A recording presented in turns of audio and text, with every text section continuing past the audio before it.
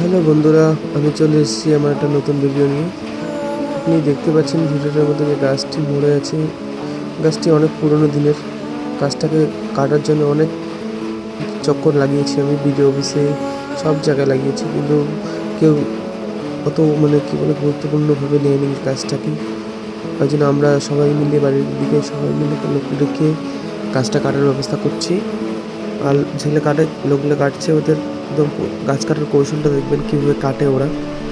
একদম কি বলি, এত সঠিক থ্রো ওদের। যেখানে ঢিল মারছে সব জায়গায় আটকাতেছে। দেখতে পাচ্ছেন আপনারা কত উঁচুর থেকে ঢিল মারলো, কত নিচ থেকে ঢিল মেরেও আটকায় দিল গাছটা। টেনে টেনে ভাঙবে গাছের ডালগুলোকে। দেখতে পাচ্ছেন গাছের ডালটা ভেঙে ফেলেছে। গাছটি অনেক পুরনো হয়ে গেছে, কারণ এটি না হলেও অনেক পুরনো, অনেক আমাদের ছোটোবেলাকার গাছ। গাছটির বিদ্যুৎ